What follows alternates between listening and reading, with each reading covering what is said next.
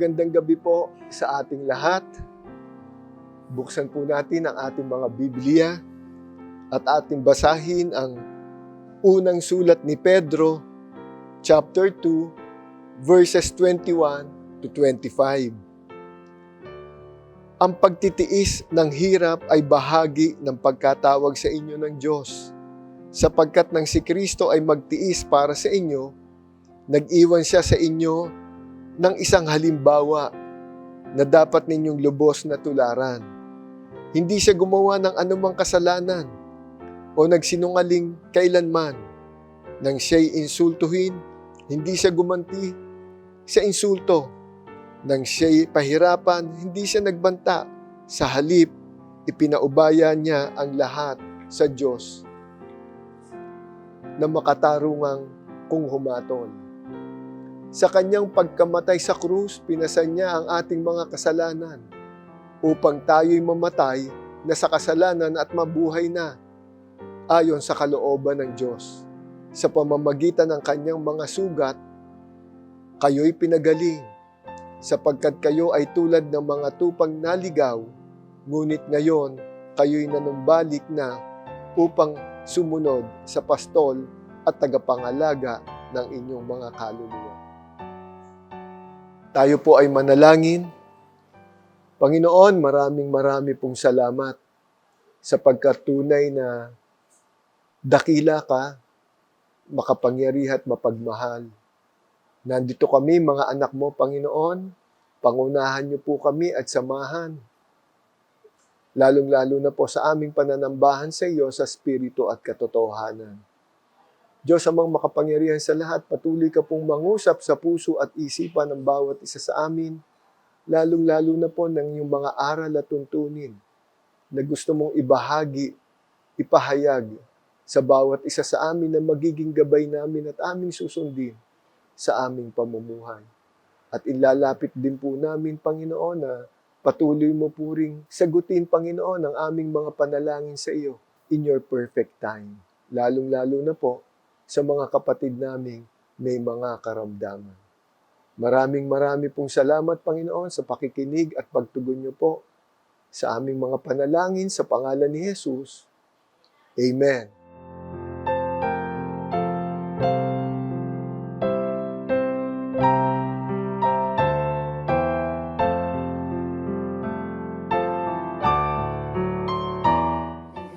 Sa ating lahat, masilit po sa ating Panginoon sa Kristo. Ako po'y nagbabalik ng pasalamat sa Panginoon sa mga pagpapala at biyaya na binibigay niya po sa amin, sa aking buong sambahayan. Sa buhay at kalakasan na palagi po siyang nariyan para kami gabayan, bigyan ng kalakasan sa pang-araw-araw namin pamumuhay. Nanging sa aking pinagkakakitaan, hindi niya po ako pinababayaan. Nandiyan po siya, nagagabay sa amin mula po sa pamimalengke hanggang sa po kami makauwi at sa aming pagtitinda sa buong magapon. Salamat po Diyos sa hindi mo po kami binibigyan ng mga pagsubok na hindi namin kinakaya dahil alam namin nandiyan ka sa aming tabi, hindi ka namin bibitawan ng sa iyo lang po kami mananaman. Ang lahat ng ito ay aming binabalik ng papurit at salamat sa tanging pangalan ng iyong anak na si Jesus. Amen.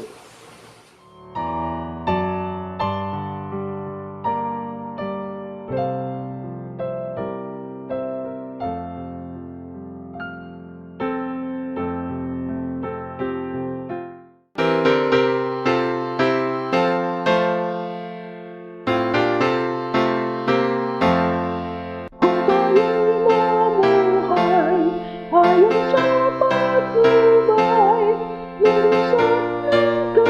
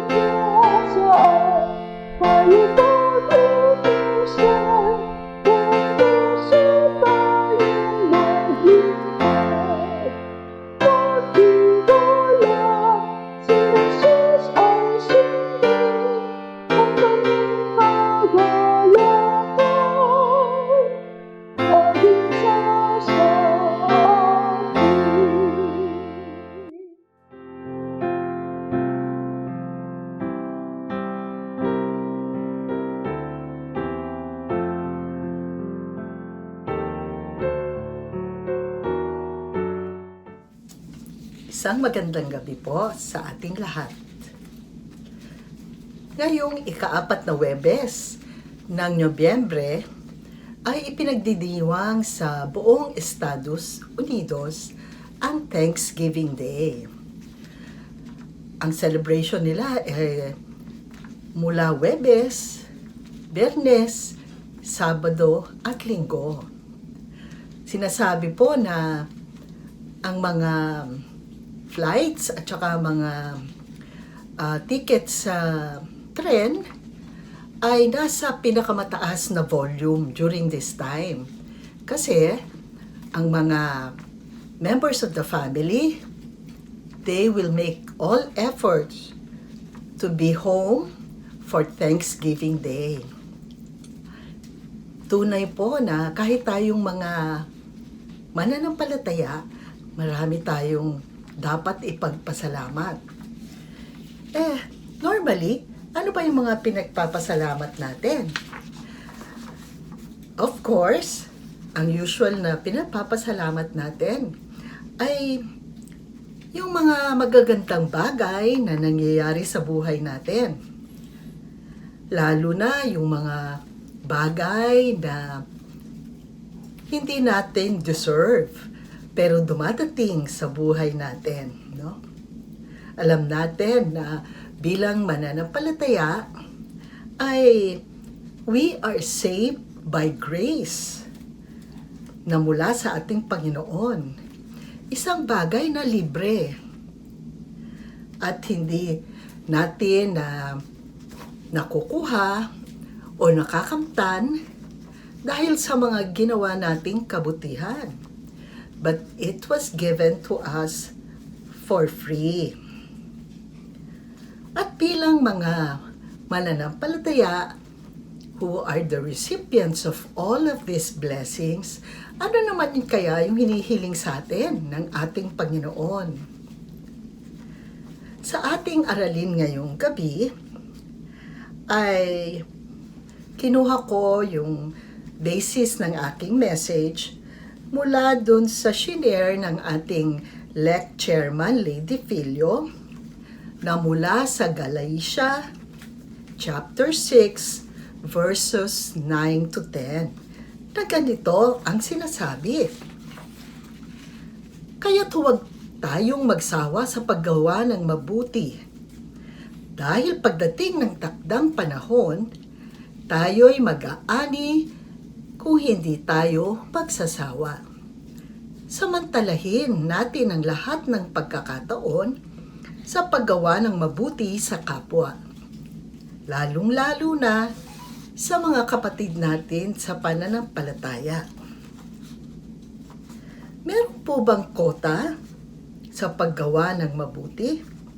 Pwede ba natin sabihin na nakagawa na ako ng mabuti itong araw na to, kaya stop na? Hindi po. Gaya ng sinasabi sa verse 10, samantalahin natin ang lahat ng pagkakataon para makagawa tayo ng mabuti. Bakit po kaya ito ang tinuro ni Apostol Pablo sa mga binabahagingan niya ng salita ng Diyos? Una, naniniwala si Pablo sa tunay na ang tunay na mananampalataya ay likas na dumadalaw sa kanila ang pamumuhay ng ayon sa kanyang kautusan dahil sa pag-ibig na bunga ng kanyang pananalig kay Kristo. Kaya naman, ang isang tunay na mananampalataya kay Kristo ay likas ng mabuti at hindi nagsasawa na gumawa ng mabuti para sa kanyang kapwa. Pangalawa, kapag tayo po ba ay may hinihiling sa ating Panginoon, nahuhulog na lang po ba ang hiling natin mula sa langit? Hindi po. May mga kinakasangkapan siyang mga tao upang magkaroon ng katuparan ang ating kahilingan.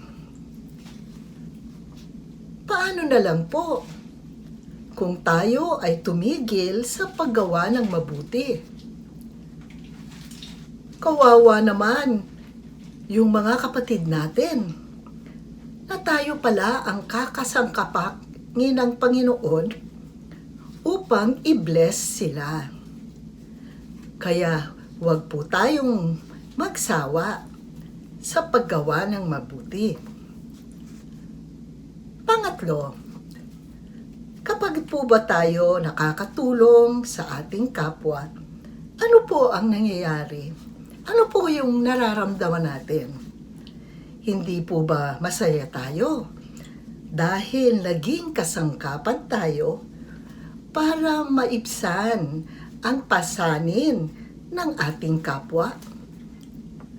Paano po yung mga taong walang utang na loob, na tinulungan mo na nga't lahat, di man lang nagpasalamat? Tandaan po natin na kapag po tayo gumagawa ng mabuti, huwag po tayong mag-e-expect ng kabayaran o reward sa ginawa natin. Ang Panginoon natin na nakakakita ng lahat ng bagay ang magre-reward sa atin. Hindi po ba sa isang text sa Bible sinasabi na kapag tayo ay magbibigay, huwag nating paalam kahit sa kaliwa nating kamay ang ginagawa ng ating kanang kamay. At sa isa pa ring text, ay sinasabi na kapag tayo do'y mag-iimbita sa isang piging, ay huwag nating imbitahin yung mga taong makakapag-imbita sa atin na kagaya natin, no? Imbitahin natin yung hindi sila makakapag-imbita. At yung lahat ng mga kabutihang ginagawa natin, huwag natin ipagkalat para others will recognize and give us praise. But rather, gumawa tayo ng palihim.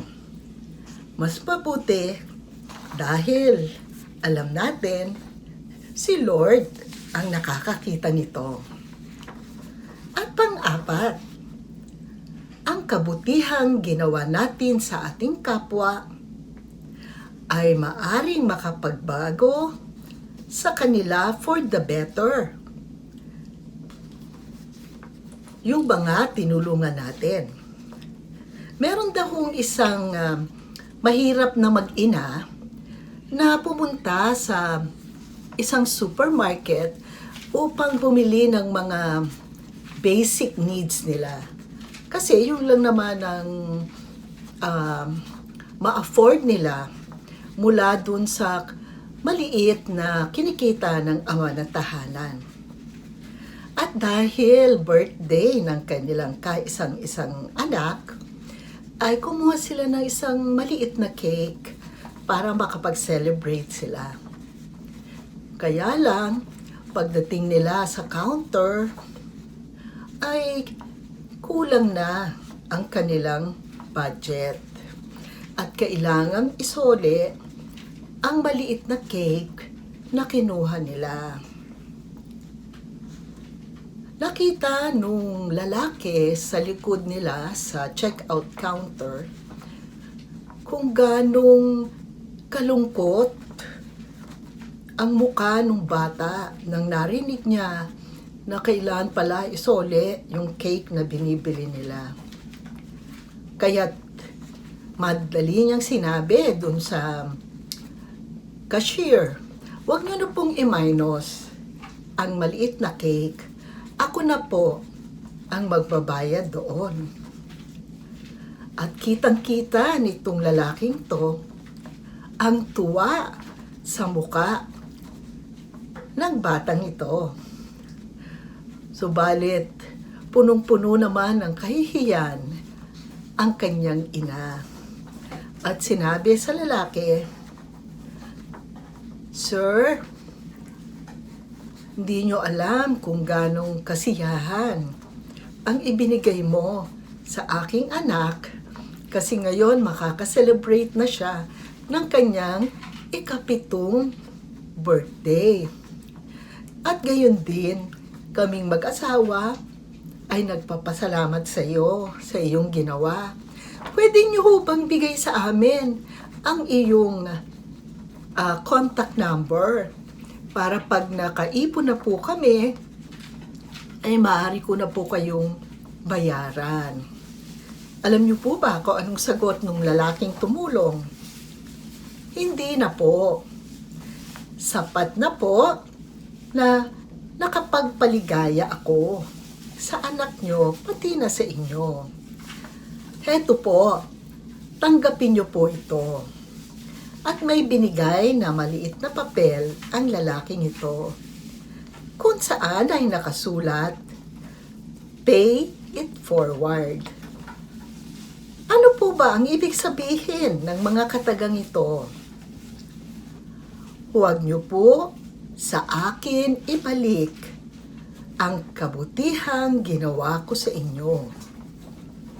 Kapag po may nakita kayong nangangailangan, tulungan niyo po sila.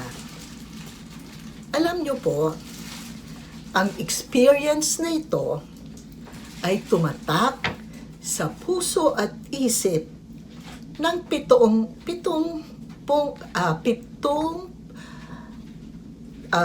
gulang na batang ito. Lumaki siya na parati siyang on the lookout for things that he can do para makatulong. Kahit po yung simpleng pagtulong niya sa isang matanda o sa isang bata na makatawid ng daan, or pagbibigay ng kanyang upuan sa isang buntis o isang matandang nakasabay niya sa bus or sa tren. Alam niyo po ba, after 30 years, ipinagkaloob sa kanyang pagkakataon na yung lalaki na tumulong sa kanya ay siya naman ang nangailangan. Laking tuwa ng batang lumaking to na may maayos na siyang katayuan sa buhay dahil nagkaroon siya ng pagkakataon makabayad sa taong bumago sa buhay niya noon. Ang paggawa ng mabuti ay hindi laging nangangailangan ng pera. Maaari po tayong tumulong sa pag-share po ng ating oras, pati na po ng ating talento. Or simply being a good person. Bilang pagtatapos, nais ko pong i-share sa inyo ang isa pang kwento. Meron daw pong isang mahirap na magsasaka sa isang probinsya sa Scotland na kasama po sa Inglaterra. Tawagin po natin siyang si Farmer Fleming. Nung kasalukuyang nagtatanggalan niya ng damo, yung kanyang bukrin, ay may narinig siyang isang tinig ng isang batang na humihingi ng tulong. Agad niyang pinuntahan ang pinanggagalingan ng tinig at nakita niyang may isang batang lalaki na halos malunod na sa malalim na putikan na malapit sa kanyang bukirin. Dali-dali niyang tinulungan ng bata sa tiyak niyang kamatayan na pagkalunod sa malapot na putikan. Kinabukasan po ay may isang karwaheng magara na tumigil sa bukid ni Farmer Fleming. At lumabas ang isang kagalang-galang na lalaki, kasama po yung batang niligtas niya kahapon. Magandang araw po, sabi po ng ama ng bata. Pumunta lang po kami dito upang magpasalamat sa inyo sa pagkakaligtas nyo sa aking anak kahapon. Hayaan nyo pong gantimpalaan ko kayo sa ginawa niyong kabutihan. Agad-agad naman po sumagot si Farmer Fleming, hindi po kailangan.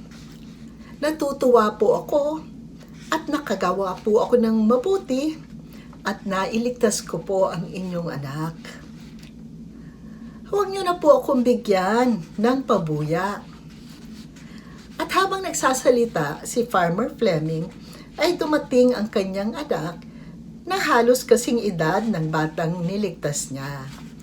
Anak niyo po ba ito? Sabi ng ama. Opo. Sige po, kung ayaw niyo pong tanggapin ang pabuyang binibigay ko sa inyo, sana po pumayag kayo na pag-aralin ko ang inyong anak sa paaralang pinapasukan ng aking anak upang magkaroon po siya ng isang magandang edukasyon.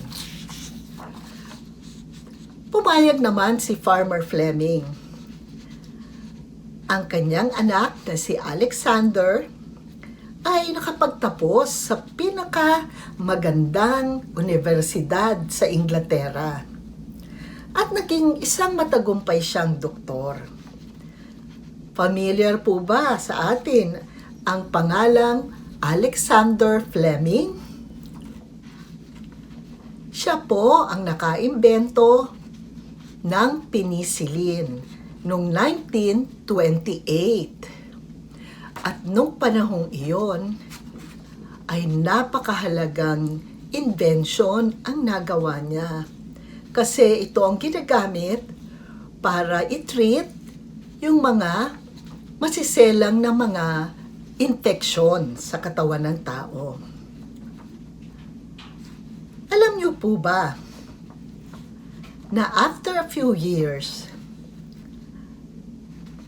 nagkasakit po yung bata na lumaki na ngayon na sinave ni Farmer Fleming ng pneumonia. At ang nakapagpagaling sa kanya ay yung penicillin na naimbento ni Alexander Fleming na pinag-aral ng kanyang ama. So 2 beses po naligtas ang batang ito. Una nung ama ni Alexander Fleming at pangalawa si Alexander Fleming sa kanyang imbensyon na penicillin. Small world talaga po. Sino ba ang mag-aakala nasa maliit na gesture ng kabutihan ay nagresulta ito sa pinakamahalagang imbensyon ng 19th century, ang penicillin. At sa kagandahang loob ng ama, sa pagtanaw ng utang na loob, ay nagligtas muli sa kanyang anak nung ito'y nagkasakit ng pneumonia.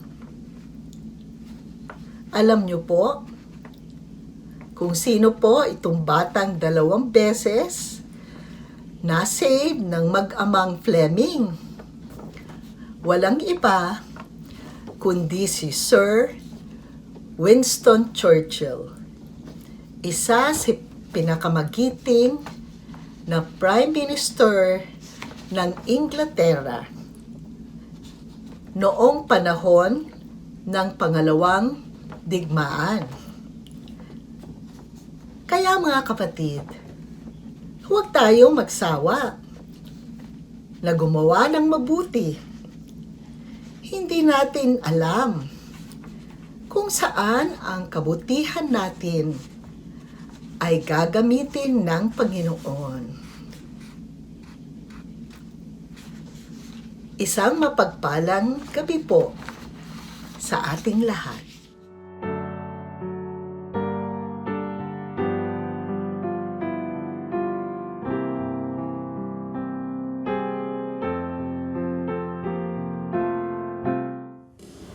Sa magandang gabi po sa ating lahat. Sama-sama po tayong umawi at magpuri sa ating Panginoon.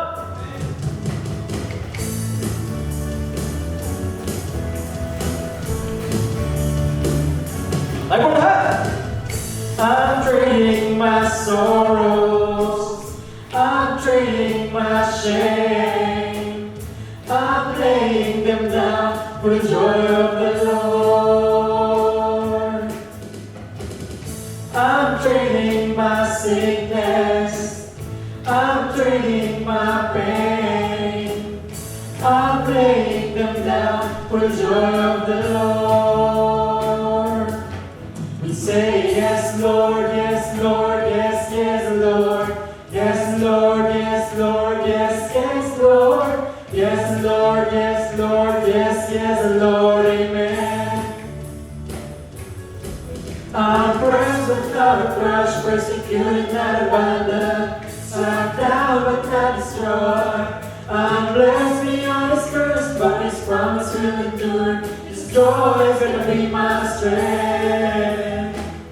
Though the sorrow will last for the night, His joy comes with the morning. I'm trading my sorrows, I'm trading my shame. I'm laying them down for the joy of the Lord. I'm trading my sickness. I'm trading my pain.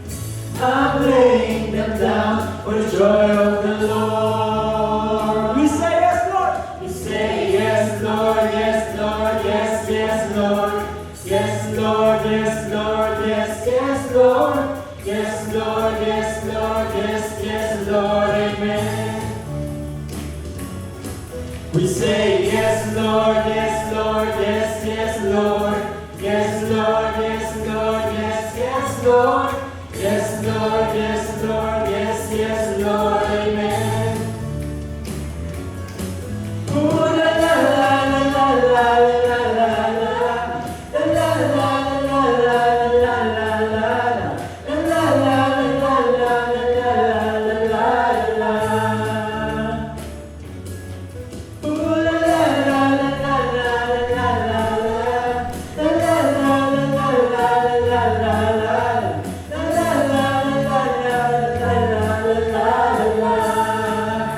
One more time, we say yes, Lord. Say yes, Lord, yes, Lord, yes, yes, Lord.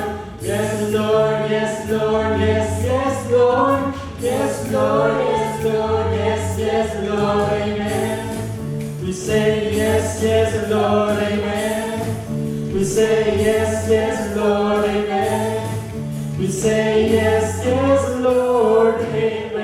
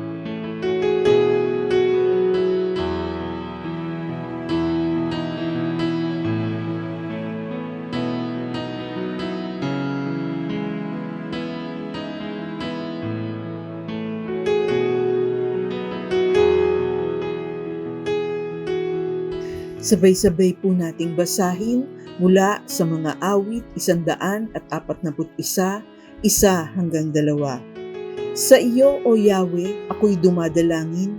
Sa aking pagtawag, ako sana'y dinggin. Sa aking dalangin, sana'y tanggapin mo. Masarap na samyong handog na insenso, itong pagtaas ng mga kamay ko.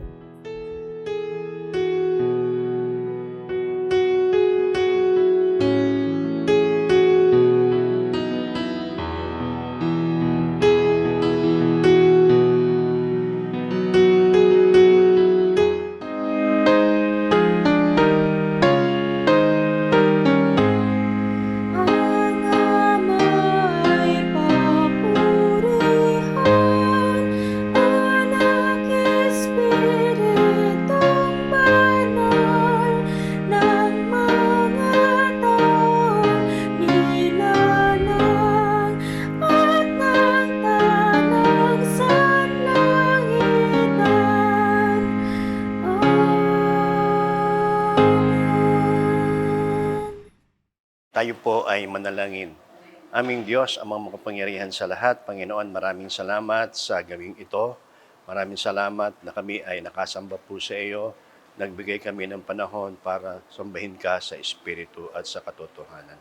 Maraming salamat sa anak na ginamit mo na maghatid ng iyong salita. Ay patuloy mo siyang pagpalain, patuloy mo siyang samahan sa lahat ng kanyang mga ginagawa. Sa pagkakataong ito, igawad mo, Ama, ang iyong makapangyarihang bendisyon. Pagpalain nawa kayo ng Panginoon at ingatan kayo. Paliwanagin nawa ng Panginoon ang kanyang mukha sa inyo at mahabag sa inyo. Ilingap nawa ng Panginoon ang kanyang mukha sa inyo at bigyan kayo ng kapayapaan. Mula ngayon at magpakailan-kailanman. Amen.